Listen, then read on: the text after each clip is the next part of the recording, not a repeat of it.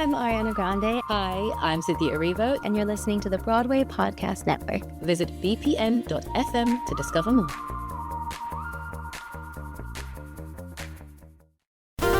There's a cat over here. There's a cat over there. And the wrong one died.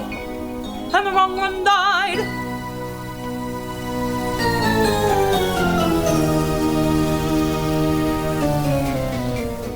Welcome to The Wrong Cat Died, the podcast breakdown of the catastrophe. I'm your host, Mike Abrams, and today we have another amazing guest. You might have seen her perform as Rachel Green on the Friends, the musical parody more recently, but before that, she was in the Cats chorus and then a swing covering Grisabella and Joey Lorem on the 6th national tour of Cats.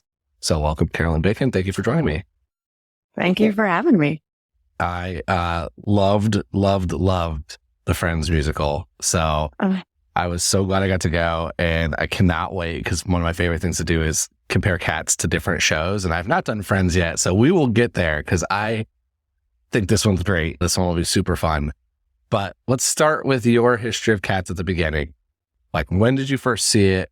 Were you obsessed with the 1998 movie? Like, what was your introduction to the show? Yeah, this is a great question. I feel like I encountered Cats as a young kid and then forgot about Cats entirely. And then the audition came my way, and all of a sudden it was like I was sucked back into the whirlwind of Cats. And now it, kind of changed everything. My best friend growing up was obsessed with Cats. And we certainly, I have memories of like dancing around her living room. She really loved Mr. Mistopheles. So we would do a lot of like singing and dancing to that great tune. I knew Memory. It was a song that I learned to sing like in a 3rd grade voice lesson. But then, like I say, it was sort of like something that was around when I was growing up in the 90s. And then I've kind of a non-traditional background into theater. So I was doing other stuff. I have a pre-med degree, went back to school for singing. And so Cats popped up. It was July 9th. The timeline was nuts. July 9th, I got the audition request for Cats. And by August 9th, I was in Rochester rehearsing. So it was like, oh, Cats. Oh, a Cats tour. Oh, okay. I guess I'm doing the Cats tour. So you basically, you saw the 1998 movie, but you weren't like, I'm burning through the VHS type of a person. No, I loved musicals growing up, and Cats was around, but I was a real Julie Andrews fan at that point, like really obsessed. I think I dressed up as Mary Poppins like a couple of times for Halloween, so it's just, that was kind of my focus. Cats was in the mix, and I did grow up dancing, but it wasn't, it was never full obsession, because I know a lot of Cats people, it goes deep. It goes real deep. It goes exactly. It goes really well. It's kind of fun too, because I think that's what's cool about this show is I've met a bunch of people, and there are some people that's like, I have burned through the VHS, and there are others was like, I never saw it, and then all of a sudden now I'm in. It's like they're hooked now. But wait, I want to go back to, you're in college, you're pre-med. Like, are you taking organic chemistry, dancing and singing, or are you just like a little bit doing this on the side, but also like, because that's a very intense study to take that route. Yes, it is. Yeah. So in a nutshell, long story short, I'd grown up singing and dancing. That type of career wasn't, that was something that you did for recreation. It was extracurricular activities, but not a career. I always really loved science and math. So I went to school. I got a degree. My bachelor's degree is in neuroscience. So I was taking voice lessons on the side, but I took organic chemistry. I took all of those requirements. We had, neuroscience classes as well. I took neuropsych, all that stuff. And how to make it short. I did a study abroad semester in Germany and studied at a music conservatory there. It changed my life. It showed me that I wanted to be a musician and try and see what would happen. So I went back to school. I graduated with my neuroscience degree, and then I went and got a master's degree at San Francisco Conservatory. I was doing sort of the more classical music side of things, but musical theater was just always in my bones from when I was young. It was what I had really grown up and loved. So it basically feels like I circled back. Just like with Cats, I feel like I circled back to this stuff that I really loved as like a young little kid. It just took me a little extra time to get there. That's so fascinating because I just like so many people I've met and talked to that are in the world have this like, I would say much more traditional background for it, of where I was like, oh yeah, you knew from day one that this was going to be the way you're going to do it. And that's all you did to work towards it. And I love kind of hearing the almost, not the reverse, but like a very much you in a pre-med, you don't have the time to, like, you have to do the extracurriculars because for the med school application, you gotta be interesting on that. You know, you can't just be a straight A student. And then to hear that pivot, almost, you know, going back to something you grew up doing is really cool. Thank you. I mean, I remember I would go to voice lessons, and it was the first time in college I was on scholarship, so I could take voice lessons for free. So I was taking private voice lessons for the first time versus, you know, singing in choirs and doing that kind of stuff. I went to public school, did all the musicals and theater kids stuff, improv and all that. But I was taking more serious voice lessons in college, and I would leave my lessons. And for about 20 minutes, I would have this pure, just little pocket of time where all I was thinking about was the music that I had just been singing and, you know, technique that we had been discussing. And it was this beautiful, perfect little moment. I remember, you know, after about 20, 30 minutes, the bubble pops and, oh yeah, I got to go to lab. There's always lab. You always have to go to lab. And I did a thesis in a neuroscience lab. So I was also doing lab work for them. And I remember thinking, oh, I wish I could have this 20 minutes all the time. Yeah. And, you know, now I do. So I think it was just little by little, this thing that I had loved, but was never really felt like, oh, that can't possibly work, or that's not in the cards. And it just kept kind of calling back to me. And I feel very lucky that I listened to it and decided to apply to grad schools and get my degree. Yeah. Amazing. That totally changed my life. Yeah. I mean, it's a totally different path. You went from being in a, you know, brain surgeon type of like residency in med school to singing on stage as in a cat costume. Oh yeah. The cat costume. I mean, that was, I had the opportunity to be on stage at the Keller Auditorium, which is in Portland, Oregon, where I grew up. That was the last stop on our tour. So the last, you know, week of saying goodbye to the Cats tour, I was on stage at the Broadway theater where I went to go see shows as a little kid. And it was so special. I think especially because it wasn't something that I grew up doing and everybody knew I was going to do that career. It was like kind of this secret little dream that was kept alive for a really long time. And it was really amazing to have people I went to middle school and high school with come to the show and be like, oh my God, I cannot believe that this happened. And I was like, me either. Yeah. It's taking, happy to be here. It's taking hobby into career, which is like, you know, the versus treating it as career, which is so cool because like you're able to find a way to do that. But I want to go. So let's talk before Portland though. You get this rehearsal or you get this like audition and you go and you join the Cats chorus, but a very quick turnaround. How much, because you're in the chorus first versus like ready to be on the swing, are you in the like storytelling rehearsal process where they go through everything or like, what's that prep look like for you? Yes. So, the rehearsals start with a couple of days of music. We had our music supervisor, Brian Taylor. So we all sang as an ensemble collectively. And then once we get on the floor in rehearsals, with our resident choreographer, Grace Buckley, who is an incredible dancer and mentor, she taught us the show, and Kim Craven, of course, immediately. So we all started by learning the Jellicle ball. And even as booth singers, I mean, we were really on Team Swing from the beginning. So we knew that we would have to learn those tracks. And, you know, Brisabella doesn't have a ton of movement, but Jelly Lauren is in the entire show. She barely leaves the stage, and she's doing a lot of dancing. So from the beginning, you know, the swings all line up at the back of the rehearsal space, and just, you know, let me look here, let me like do the movement. And then at the end of rehearsals, sometimes we break out and have then, okay, swings, let's see you in this track and then you in this track. So we were learning the show as dancers from the beginning with everybody else, which was really cool. Yeah. That's kind of like, it is strange because like I do think about your track of Joey Loram and Grisabella. Grisabella's like 15 minutes, come in, just belt and get off. Like it's a very princess track. It's known, you hear it. But then Joey Loram, as you said, is on stage the whole time, dancing the whole time, singing a little bit of a number with Gus, just totally opposites. So it's like you almost have to prepare for, like if it was just Grisabella, it'd be much easier. It's like, all right, I don't need to learn all those dance numbers. I don't need to learn the ball. Yeah. But you have to learn both, the whole thing. And then really the whole show because you're singing in the booth the whole time too.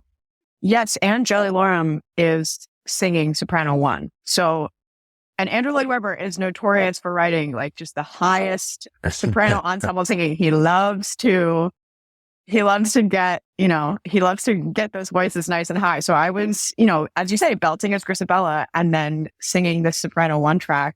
And for me personally, because I had opera training, I think that really helped me figure out, okay, how do I sing super high in a sustainable way while then also making sure that I'm keeping those like warmer, richer, lower colors of my voice ready to belt. And I was balancing that the entire tour. Wow.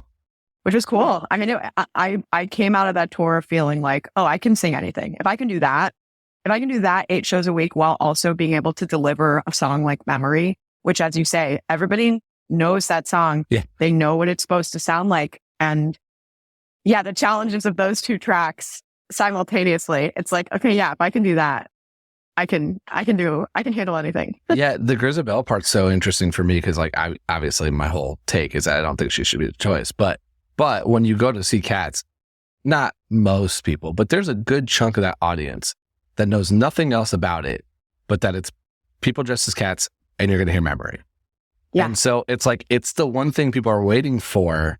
Yeah. And they hear Little Memory before intermission, but they're really waiting for like the full song. And so it is a part that like, I can't even fathom like the build up to it and everything for something that's a core part of most people's experience is going to be there. And to switch back and forth, I didn't even think about it from that angle. Yeah. It's so much of being a performer is the mental game and keeping yourself in a place where you know how to, okay, how can I go on for Jelly Loram and be on stage and really engaging with pretty much every single other cat who's on stage. I mean, she's such an important community builder throughout the whole show. She's just kind of everywhere. And then how can I also be prepared to sit backstage and wait for this moment that everyone in the audience is waiting for? Like, how do I just make sure that I, as an artist, am prepared to handle that pressure and keep my cool and then deliver the goods? And high emotion too, like it's supposed to be. Yeah. Well, that part isn't. For me, that part was never hard to construct because, the way that Chrissie Cartwright talks about Grisabella, I found that all very beautiful and emotionally compelling. And you're kind of isolated from the cast backstage. So you have all this time to kind of feel and the music. I mean, I loved Remark the Cat was actually my favorite Grizz music to sing. I feel like it's this one moment where you get to see her be angry. Mm-hmm. She sort of gets to express that color of her isolation. And I love that stepwise da-da motive when Grisabelle is walking on stage. The music really colors that emotionally for you. So by the time you get on stage and you've been backstage waiting for it to go, you're kind of amped up. So I think that, as long as you can channel that effectively into your singing, I think the show kind of gives you a little boost there. Yeah. Is there any actual, not real animosity, because I'm sure, you're all castmates and you become friends and you're together all the time. But like, when you're Joey, are you a little angry at the Grizz? Cause it's like, all right, I'm dancing, I'm working my tail off here all night. And then you just come in here and get the roaring applause for your 15 minutes.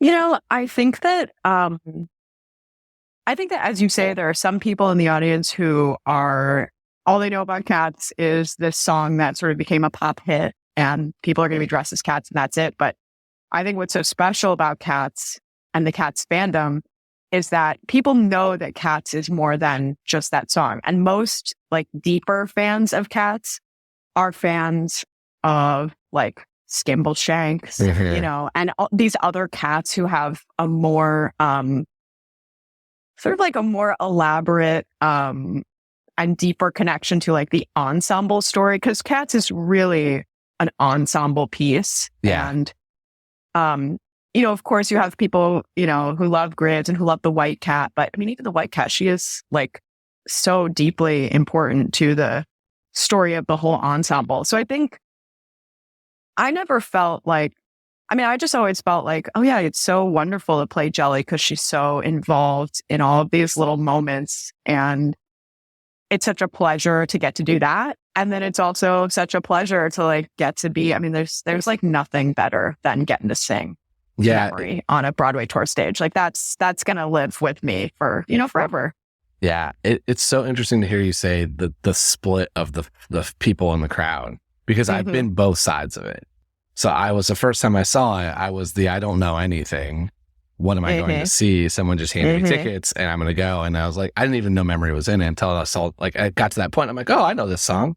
And it was like, oh my gosh. You know, like that was where I was when I first walked in. And then I saw the same tour, but this year in January. And I was like, I know everything now.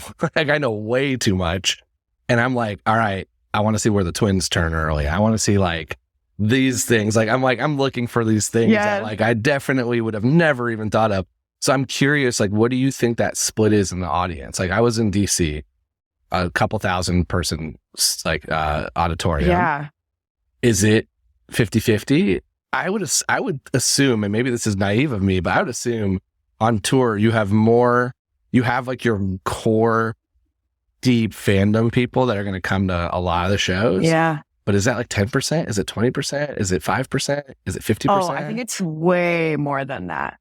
I think, I mean, we had so many people they would talk about or post about how they had seen Cats 10 times. I mean, people have such deep connections to the show, and there's so many layers. I think the first time you see Cats, you're kind of just trying to get the lay of the land. You're like, what is the plot? It's like, okay, wrong question. That's not what this musical is about, you know? And then by the time you see it a couple of times, like there's all these things to discover. And as you say, it's like, if you're wanting to look deeper on Cats, you can, because there is stuff that you're going to get to. I mean, like the set alone is so beautiful to look at. And, you know, the junkyard, it's like the more you look at the junkyard, the more you realize how beautifully intricate it all is to get these human-sized items on stage with these people dressed as cats. So I mean, I think at least 20% of the audience is like in it, loyal Cats people. Maybe more. It's really hard to say, but I think especially post-pandemic, because I think we were one of the first tours. We were one of the first tours to come out of the pandemic. All the casting happened during the pandemic. Again, that was like a month. I was hired, I think, officially 2 weeks before we left. So that was wild. But being one of the first tours to go out after the pandemic, or I guess still kind of during the pandemic, people were really craving these theatrical experiences again. So I think there was also a lot of buildup of like, oh, we thought we were going to see Cats last year and we didn't get to, and now we get to. And so there's a lot of excitement. So maybe it's that color as well, that we had this kind of special opportunity to like give people Cats again who had been like, we want Cats. Yeah. There's, I have the tickets from the show that was supposed to come to Indiana in April of 2020. My mom had 2 tickets and she still has them and handed them to me. And, you know, it was like they haven't been back on the circuit yet. I think they went close to Indianapolis, but you went to like Fort Wayne maybe, or somewhere around there. Yes. But it's such an interesting part, because that's a good point. I saw it a year later, so it's like on the second leg of that tour. So I was trying to I definitely looked around because I saw it 2 back-to-back days. So the second day I'm like, all right, there was a couple swings on, which was cool, but I'm also like, nice. What's this crowd look like on a matinee on Saturday or Sunday? I forget which one it was. Yeah. And whenever I've seen a show a couple times, I do like to kind of see how people react. because it's like, if it's their first time and I definitely know where this punchline's coming, or I know this part's coming, like one of my favorite ones is Hadestown is just like, yeah, you know, it's building, you know what this is building up to. It's not a new story. It's based on a true story. And every time it still shocks me how many people are surprised by that ending. So I get enjoyment out of that, but I didn't notice in mine. I felt like I noticed more people that weren't the Cat super fans. Like I saw some, but it felt like a much smaller group. Yeah, which maybe makes sense because the tour is now in its third year. Yeah. And they're actually about to be done. Their last stop is Hawaii. So that's nice for them. Yeah. Rough. That they're going to Hawaii on their tour. Rough place to finish. Yeah. So I think Cats has like made its rounds now. And like everyone who maybe you got more folks who are new to Cats, but I think there's probably a lot of people who also knew about Cats like in the 80s, but they haven't encountered it since then. And this tour is such a mix of kind of old and new. Yeah. So there's a lot of layers there. So I think the fact that people are like discovering Cats anew or revisiting it is also like kind of fun because there's things you don't expect. And I have heard from some of those older fans, I call them the OG fans, and some of them are not current fans of the new choreography. Like they grew up with what they know, and they're like, that's it. How dare you make any change type of person. Totally. As a sports fan, I related to like, they're the ones that like said baseball shouldn't change. Like they're the ones that are just like, baseball is perfect as is. Do not evolve whatsoever. And it's like, I'm a huge baseball fan, so I relate to that. Like the pitch clocks and everything going on. I'm like, the games are jumping along now. I'm like, this is nice, but it's also that relationship between pitcher and hitter is totally different with a pitch clock. Anyway, not to. Yeah, we just lost half of our listeners right there. People just fast forward 15 seconds and you'll be good. We're done. We're back. We're done with baseball. But okay, so I want to talk a little bit about what you were told for your backstories. Like, what are the relationships? Yes. Obviously, we've gone into a lot of details on this, but is there anything that kind of surprised you or that was unique when you were hearing Jelly's story or Grisabella's story, or even just anything where it was like, hey, this is a relationship you should be playing that you are like, wait a second, no way. Because it seems like there's a lot of debates, and you in rehearsal get to hear at least the interpretation at the moment, or what they kind of give you as you get to add to it. Totally.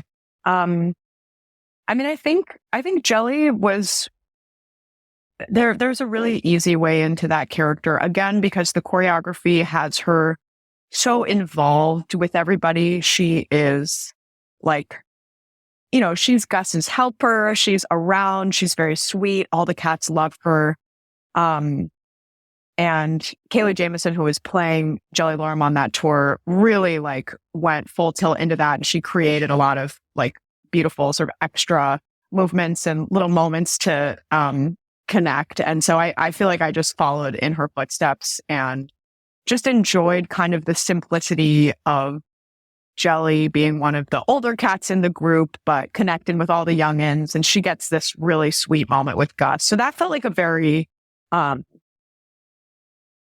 don't want to say easy isn't quite the right word, but it was just a straightforward character build. Mm-hmm. With Grizz, I don't know if anyone's talked about this on an episode. They probably have, because you've probably heard it all. But a couple of things really struck me about her character. One is that the poem of Grizabella the Glamour Cat was something that was not in the original book of Old Possums. Mm-hmm. It was found by Victoria Elliott and brought to the table by her. And originally, T.S. Eliot thought it would be too dark for the book. So she found this poem and brought it in, and like that creates such a beautiful color. So that's one thing that stands out. Again, you probably have heard this. So not only have I heard about it, but it's the core. My argument's always been, and I'm getting a little bit lighter on it as I went to more recently. I was like, I don't think children should see the show. Like, it's very dark. There's a lot of like Macavity and Demeter's potential backstory, and there's like, what is Grizabella doing before she comes back, and what's happening with Victoria on stage? Like, I mean, yeah, it's a coming of age story for her. The ball's an orgy. Like, there's just so much there. I get it's going over every kid's head, but it's the teenager group, it's probably wildly confusing because you're probably recognizing some of it, but not fully getting it. And then even as an adult, I'm sitting there going like that, they're basically doing it on stage at Cats Costumes. They are. Right? Yeah. So when I learned that story, I'm like, wait a second. The author thought this was too dark for kids. And we're going to make this the cornerstone of the musical that we're going to have children from all over the world for 40 plus years come see. It just validated my argument. Yeah, I totally hear that. Yeah. One of the things that I loved about working with Chrissie Cartwright, and you do get to work more with her one-on-one as a Grizz cover because you get to be in those rehearsals and, kind of listen. And we were lucky that we got to also ask some questions and like talk with her.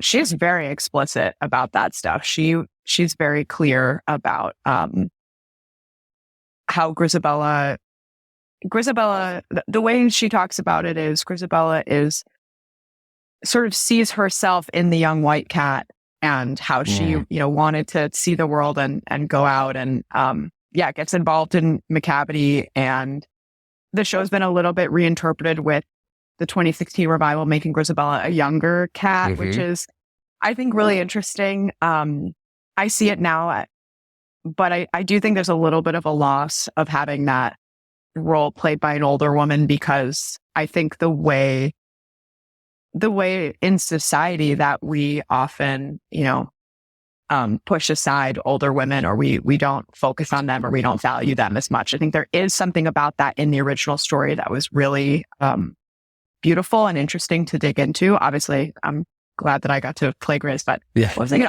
I was going to say one other thing that really struck me about the character of Grizabella is Chrissie would talk about how on the way to the theater, when they were going to rehearse the original production, there was this homeless woman who was, living in the neighborhood outside of the theater, and they all got to know her. And she, was poor and destitute, but she always had these beautiful nails. And so, Grizabella, part of her costume is these gloves. Again, you've probably heard this before, but she has these gloves with these red nails, and it's this homage to this woman who was real, who became this character influence, and kind of, so much of the show is about seeing, who are we judging and who are we, who are we seeing in what way, and like, who do we allow to have dignity and who are we tolerant of? And just the fact that was coming from a real person, that was always very special to me. Yeah, that's fascinating. I don't think I've heard that story about the homeless lady. So that's new. Yeah, and her perfect nails. She always had perfect nails. I was just, there's so much about the development of the show that, I wish I could have been a fly on the wall in that original production, when for the first month of rehearsals, all they did were these kind of like theater games and exercises to get into Felinity. I mean, we had a couple days of Felinity and that felt like, whoa, this is kind of crazy, but we're all into it. We're all just going for it. Like, how cool. But to have a month of that is sort of astounding. And I think, to your point about the OG fans of the Cats choreo and kind of the new direction that the choreography is taking, I love the new choreography, and I do recognize that part of what is so provocative and radical about the original production is her vision for these cats and how they move. And you don't get to keep that vision 100% when you're melding it with something else. So I see both sides of that, and I think there are definitely reasons to value the original choreography, but it's also cool that somebody got to put a new spin, and especially a famous choreographer who, is connecting us with really, contemporary works of theater. So it was cool to work on that. It's an interesting for me because I never, my original is the 1998 movie is all I have access to, which is what's on YouTube. And then I have seen Andy's version 4 times now, so it's like I've seen the new version is the only version. So I've actually only seen a younger Grisabella every time. And that's part of, I know some of what clouds my judgment and my decision anyways of like where this whole thing came from. We're going to take a quick break and then we'll be back for more of The Wrong Cat Died.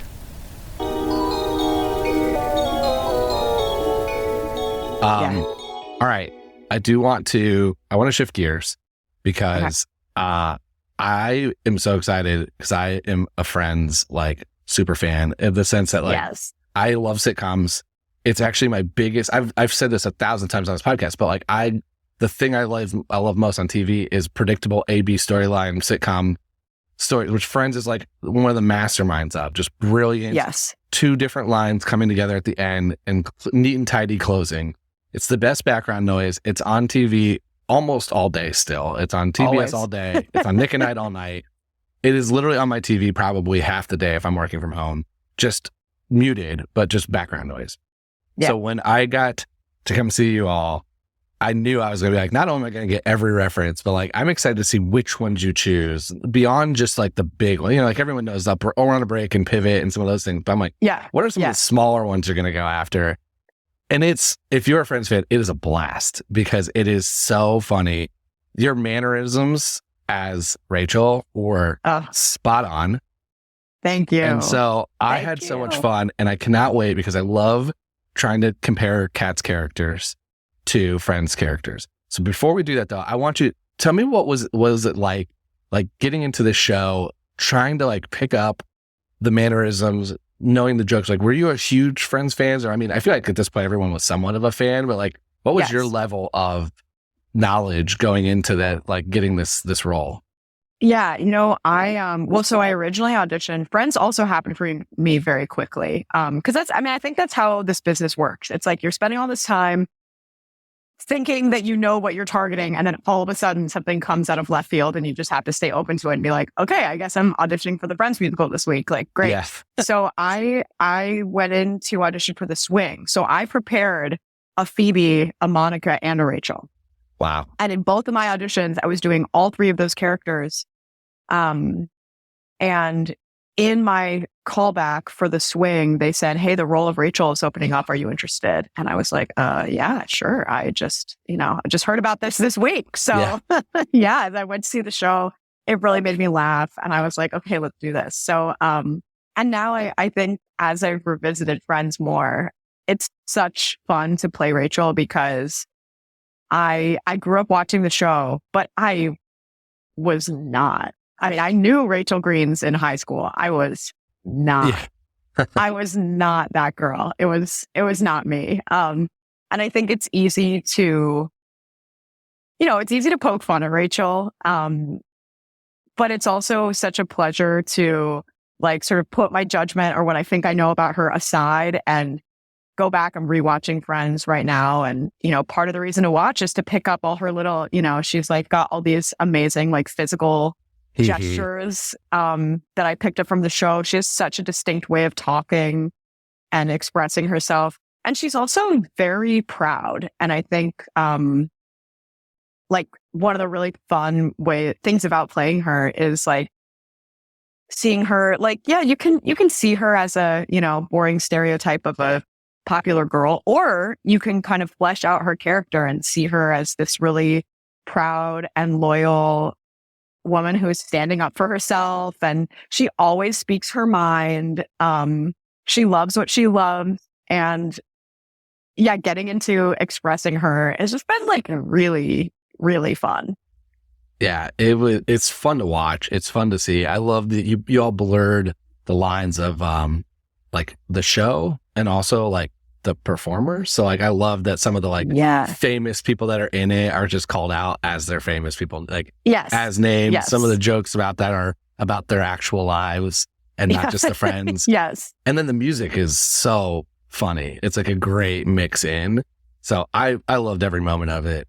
Thank you for saying that. Thank you for coming. I mean, we like love, we love doing the show. The group is an amazing group of people, and we're like really, really having fun doing it. It's like, it feels like an extension of, I did improv in in school. Mhm. And, you know, it feels like an extended SNL sketch. Yeah. You know, It sort of that does. like, it's like a loving roast. It's like, we love this thing, but we're also roasting it. And as you say, we're kind of roasting. Like SNL has a great, I think, Weekend Update segment from a couple years ago with someone doing a Rachel Green impression that I definitely studied for my Mhm. for my audition.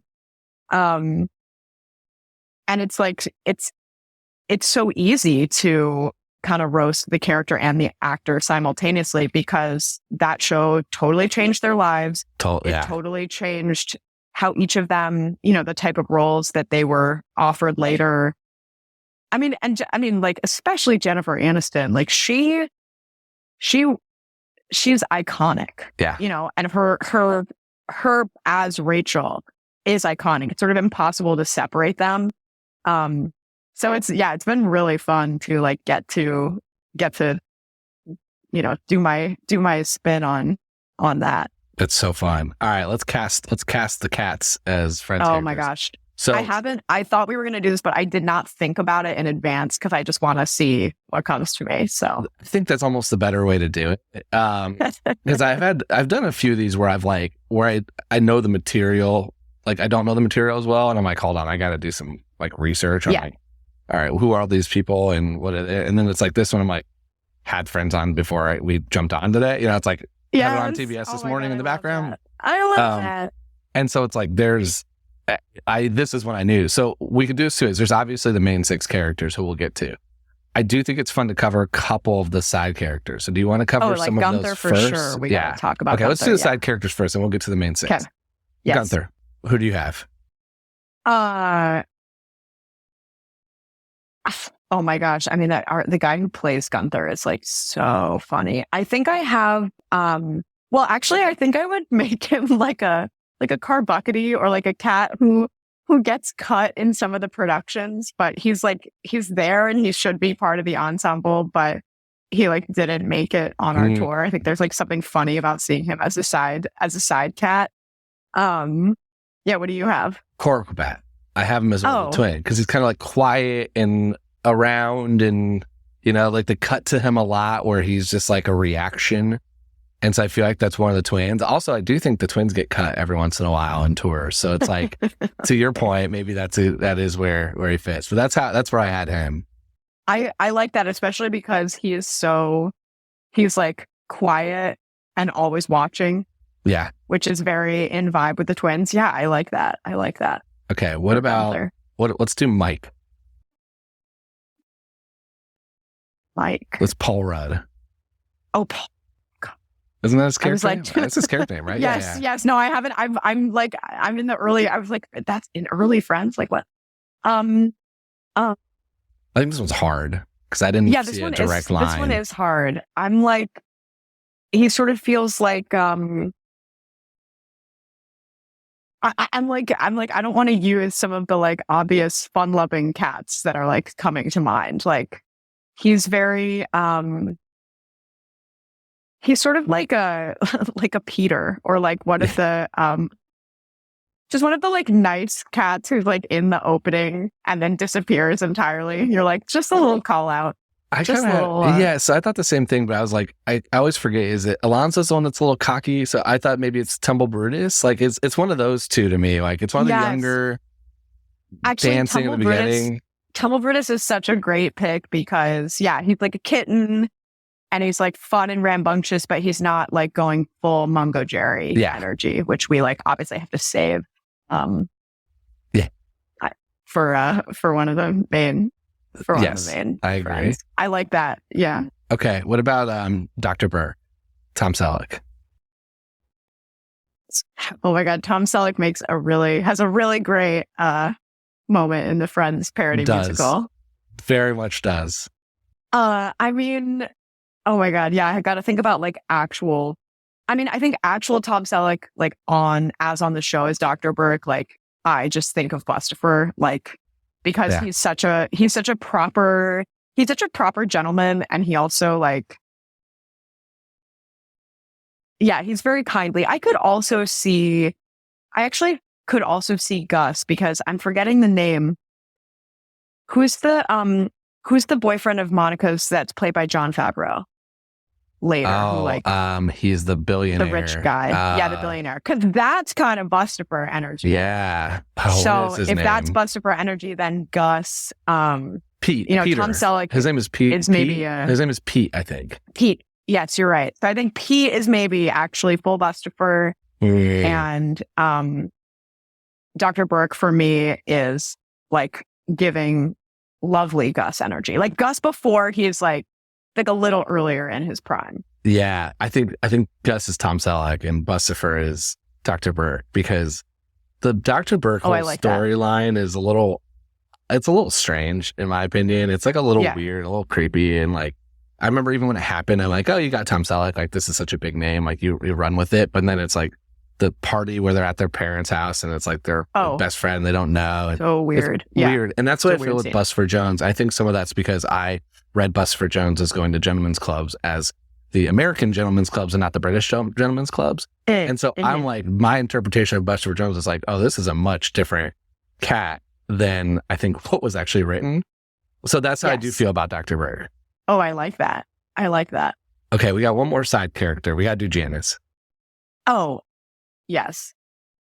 Oh, Janice. Oh, I love Janice in the parody musical. I think that, I mean, the first thing that came to mind was Rump because of her like energy. Like Rump is such a playful character, and something that I love about Janice is that she just like is unapologetically herself. So in a way, she's like maybe almost giving Bomb Ballerina energy as well. Yeah, I'm a big Janice fan. I love Janice. Yeah, but there's something about Rump that's like, Janice is a little like she's a little off the rails, and I think Rump's a little off the rails. Rump's a good answer. Bomb Ballerina was too like confident, sexy, like knows it versus like I think Janice is confident and knows it and feels that way, but it's like it's meant misplaced. To be a very different. Yeah, yes. I think we're gonna use this character somewhere else, but I saw little Jenny Any Dots of the like. I get kind of comes in, is very loud, has their moment, like is involved in a lot of the stuff going on. So that was and like very like telling everyone what to do energy, like she does, when she's parading around with the mice and the cockroaches, and she's just like I think that's a great answer actually. I love and with the outfit change, because Janice is very flashy. Yes. So yeah, I think that's I love that actually. I love her as Jenny. Let's go to the main six now, and I'll start with the one that I think is Jenny. Is Monica for me. But do you have someone else for Monica? No, I was gonna put I put Monica as Jenny because she's so like fastidious and like everything just so. I do think if we were ignoring gender, or I mean they're cats, so it's a little different, but I think there's some Skimble Shanks in her too. Like very organized, actually, on time. If you're saying that we can ignore gender, which we like totally should because they're cats anyway. Yeah. And I'm kind of like obsessed with the idea of doing gender bent cats. Like I think there's a whole world to explore there that could be like really amazing. Skimble Shanks. I think you're totally right because Skimble Shanks is so like his whole attitude is like when he's doing that song, like he's singing this song about how like everything needs to run on time, but then he's like sleeping on the job in that same number. Which I think is like the best when Monica is like, she has that spirit of like everything has to be this way, but then she's also like kind of nuts and everybody else knows that she's nuts. So that combination, that is like full Skimble Shank energy to me. What about Chandler? Chandler to me is Mungo Jerry. Okay, yeah, in his provocative, goofball energy. Who did you have? I had the same thing. I just thought that was I didn't. It was a hard one because I thought maybe you could go. Like I felt a little bit. I think I struggled with the evolution of Chandler and then what happened to, what happened with his life, with Matthew Perry. And so I'm like, I don't know where this goes. But I think Mungo Jerry, if you like, especially if you think about the early seasons of Chandler, does feel very like just all over the place, but in a energetic, manic type of way. And that does feel like Mungo Jerry. There might be like there's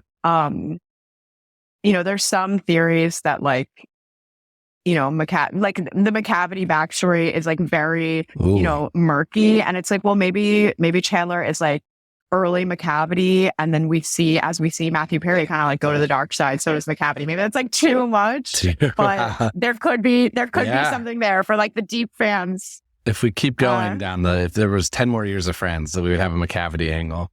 Yeah, we would get to it. That'd be very dark. What about Phoebe? Oh my God, Phoebe is really hard. I actually a little bit now that I've put Monica as Skimbleshanks, there is something about Jenny Anynuts who she's like a little kooky. And her like kooky energy. Like there's not. I'm trying to think of who else is like really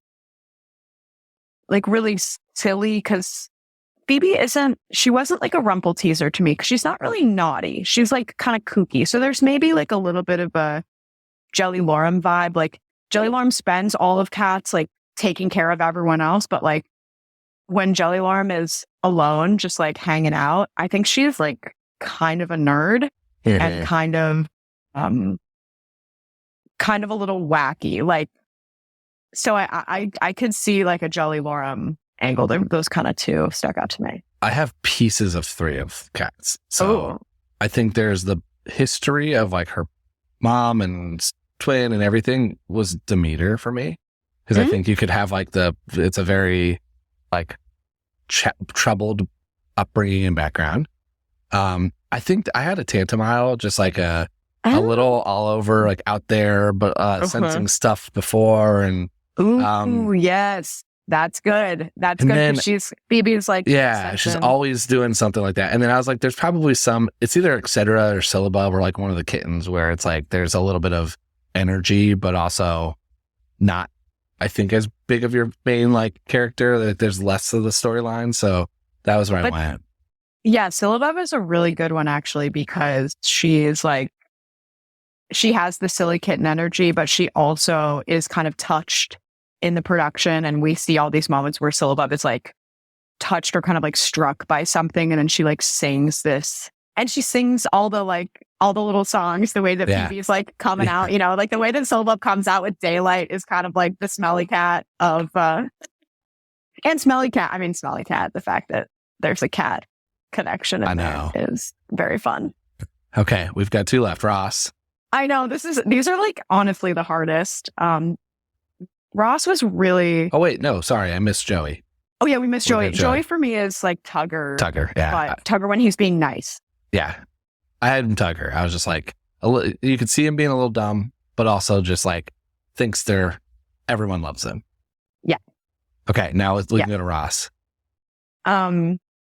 Ross is really hard because it's like, who are the like mopey cats? Like that's sort of the best. I think David Schwimmer, honestly, is doing some of the greatest acting on Friends. He's so, like, there's so much physical comedy. He's so funny. I didn't, like, really settle. I can tell you who I have. Yeah, tell me who you have. I have Monkish Trap and Old Deuteronomy. Like, the two of them are, like, a little bit serious, but want to be more involved, like, in all the stuff going on. I also do think like Ross's storylines are connected with everybody. Like he's not the glue of it all, but he's the one that's definitely like, it's his sister, it's his old girlfriend, it's his college roommate. And totally. I do think Monk is like a little an older Deuteronomy kind of narrator-ish. And so you've got that same thing where it's like, they're the ones kind of pending most of this if you have it. So that's where I thought. Yeah, Monkey Strap is totally, now that you mentioned that, I hate to say that I didn't like remember Monkey Strap. It's hard to, because Monkey Strap, as you're correct, he's like kind of the glue that holds the story together. He's also kind of he's the one who's kind of trying to follow in Old Deuteronomy's footsteps. Yeah. He's sort of trying to be the most professional of the cats. Yeah. I think Monkey Strap is like is such a great, I'd never really thought about the storyline, like how everything is kind of tied to Ross. But now that you mention it, they allude to it in one of the episodes because they talk about how Phoebe's like the one that would be cut out because she doesn't have a connection like near to the rest of them. And it's like everybody else, it's like Phoebe and Joey are the two that don't have the like clear connection. But Joey was like the roommate of Chandler, and Phoebe, I don't even remember how they really integrate Phoebe in. I don't either, honestly. But yeah, so that's kind of the one I thought. Now we got to do Rachel because I love that. This is your bread and butter here. Who do you have? I know. Weirdly, I have Cassandra. Oh, interesting. Because I see that though. Because Rachel is like, she's definitely a pretty girl. She loves to shop. Like she loves like her nice things. And Cassandra's very like, a proper, like beautiful, it maybe Cassandra was like a rich lady's cat who like kind of found her way to the junkyard. And I was thinking about like Rachel sometimes gives Bomb energy and she sometimes gives Demeter energy, but she's not quite, well, she is pretty fiery. So I think I was a little torn between like the sides of her. Rachel definitely has a Jekyll and Hyde kind of personality where she can be really sweet and then she can be like, what? And totally change on a dime. So I think she's like kind of giving Bomb and she's kind of giving Cass. Those are, for me. I think those are perfect. I had the Bomb for sure. I had a meaner version of the other side of her, which was a little, I could argue a Grisabella. Like if you take her down a darker path and then bring her back, like there is a little bit of like, the end, I could see that, so, but I agree. Yeah. Ooh, I like that. It's almost like, if you look at like, baby Grizz, like, or who, if you sort of like rewind in your head, like if I rewind back from who Grisabella was to who she might have started out as in the tribe. Yeah. Like kind of giving, I can totally see that parallel. I was like, as someone who, I was like, I can't be so obvious as to be like, oh, I play Rachel and she's Grizz because I like Grizz. I was like trying to think outside the box for myself. Totally. But yeah, I totally dig that. Oh my gosh. I'm probably going to keep thinking about this for a while and kick myself on the choices. I'm going to have it on the background. There's going to be somebody that pops in the character and be like, oh my God, what about this person? I didn't even think about that. That's them. Like, I want to hear some deep fans. Yeah. That intersection of like iconic 90s, like culture. People who love Friends and people who love Cats would love to hear some other theories about who the Friends as Cats are. Send them our way. The Friends are very Jellicle. I find them as a community to be like very, very Jellicle. So love that. I think it worked. Let's do some very quick rapid fire. Yes. What is your favorite? If you were going to play any character for one night in Cats, which one would you want to go on as? I think Tugger. Just go out and have a ball. I mean, if I could be Bomb and Demeter, I'd love that song. But I think Tugger. If I was really going to get to like be one of the cats, I think I would want to be Tugger. Nice. Who are your favorite and least favorite cats in the show, character wise?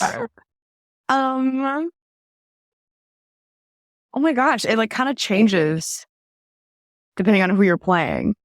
I'm asking you. Like you as an individual. Like forget like Grizz my or favorite Jelly. cats when I'm watching the shows. I mean, I love Mr. Mistopheles and I love Skimble Shanks. Like when you're watching the show and Mr. Mistopheles happens, you're like, this is the greatest cat of all time. Yeah.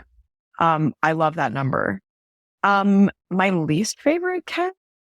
That's like such a hard question because they're all like, they all have their like spot.